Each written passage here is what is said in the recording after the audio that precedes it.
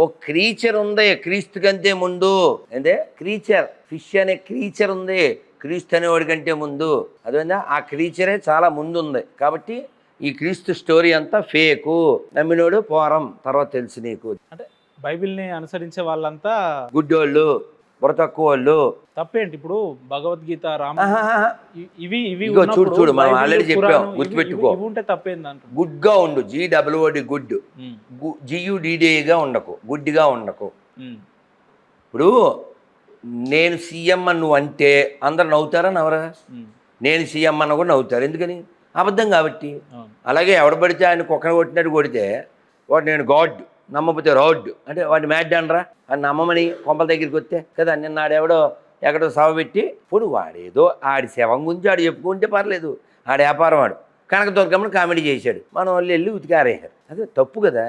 ఇప్పుడు నువ్వు ఉన్నావు, ఏం చెప్పావు? ఏదో ఇంట్రడక్షన్లో మీ ఛానల్ పేరు చెప్పావు, అంతవరకే. అది మనిషి అవి వాళ్ళ పనికి వాళ్ళ ఛానల్ పని అనవా?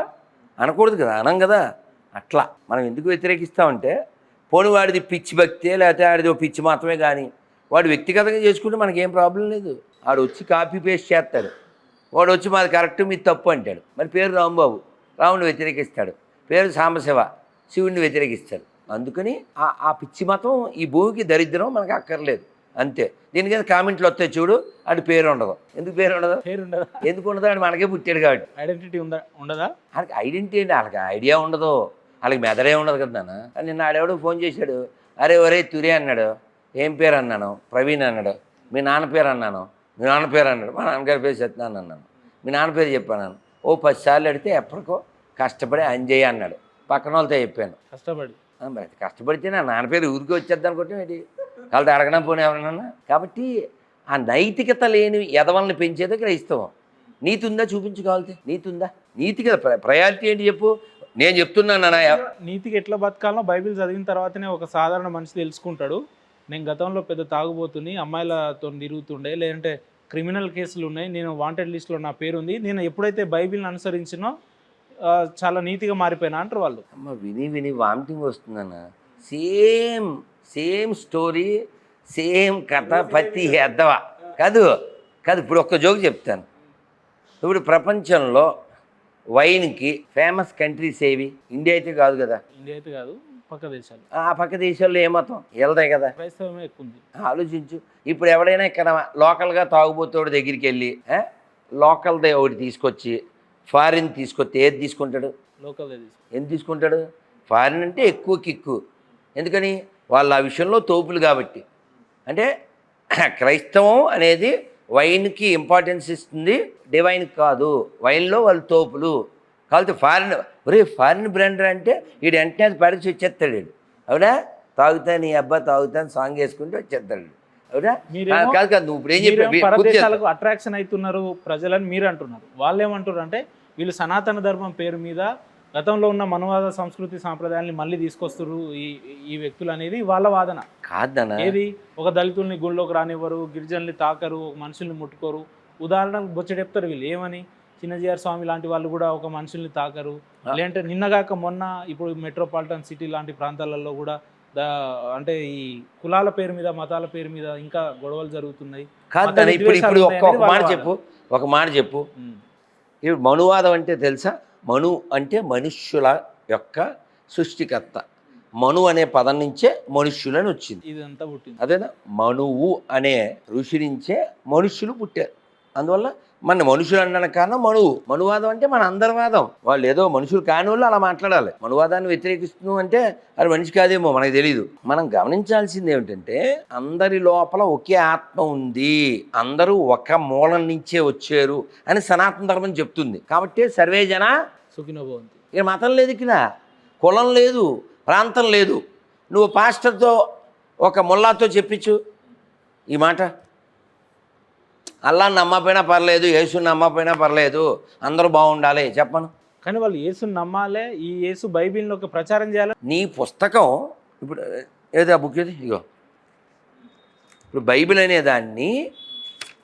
అనేదాన్ని వాడు ఏదో పెద్ద దైవ గ్రంథం అనుకుంటున్నాడు.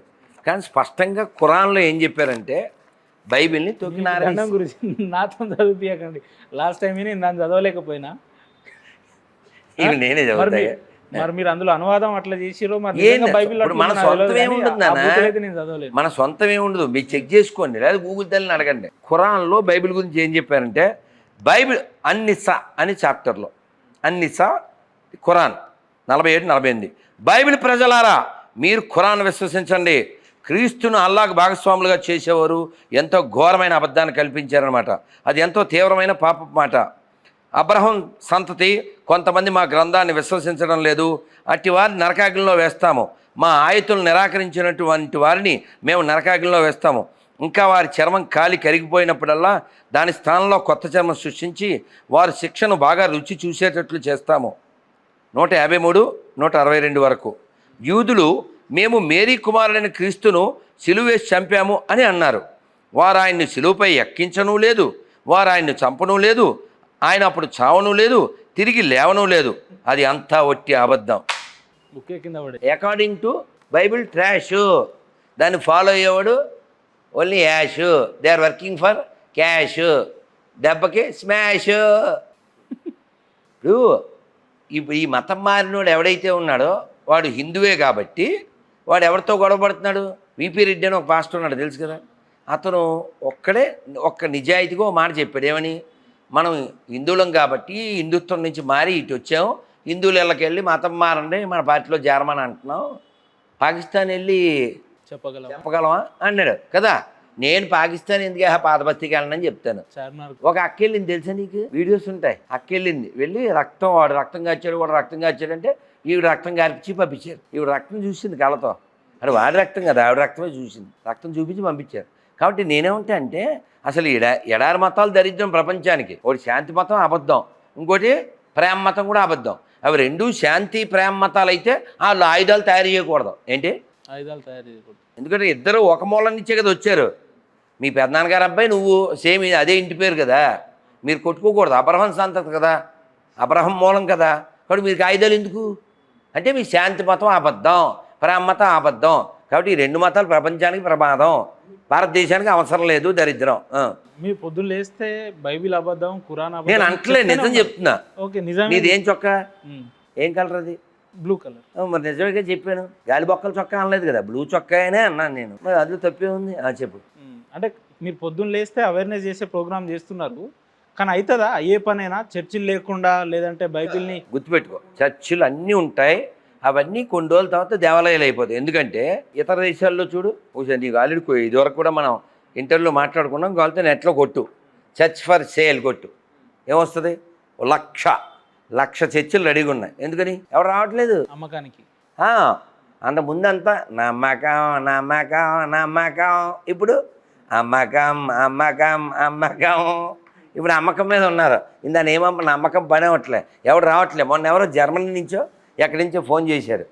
ఇంకా ఢిల్లీలో ఉన్నానా, 5వ తారీఖు అంతే, 10 వారం క్రితం. అంటే ఫోన్ చేశారు, గురుజీ ఇక్కడ దాన్ని ఏమంటారు, మట్ల పండుగ ఏదో జరిగిందిగా, మట్ల ఆదివారం ఎవడు రాలేదు ఇక్కడికి, ఎవరు లేదు, ఖాళీగా ఉంది ఇక్కడ ఎవడు రావట్లేదు, ఇక్కడ ఊరికే కొట్టుకుంటున్నారంటే ఆంధ్రాలో తెలంగాణలో అసలు ఇక్కడ ఎవడు సప్పుడు కూడా చేయట్లేదు, ఎవడు రావట్లేదు అని అక్కడ వదిలేశారు. పొద్దున్న చూస్తే ఏమి లేరు, రొట్ట నెత్తిన బట్ట, ఏంది దరిద్రం అని వాళ్ళు వదిలేశారు. ఒక టేస్ట్ లేదు కదా, వాడు మన కొరకే వచ్చును, వాడు మన కొరకే సచ్చును. ఇంక ఎప్పుడు అడవస్తాడు మహారాజు, ఎందుకు వస్తాడు? ఉంటేగా రావడానికి ఓ ఎవిడెన్స్ లేదు, ఓ ఎథిక్స్ లేదు, ఓ ఎపిక్స్ లేదు. ఇంతెందుకు చెప్పు, దైవాన్ని ఏ పేరుతో అయినా పిలవచ్చో నువ్వు చెప్పగలవా లేదా? అని చెప్పగలడు, నేను చెప్పగలను. ఓసారి చెప్పనా? అది సారి చెప్పాను, ఫస్ట్ ఫోన్ చేద్దాం.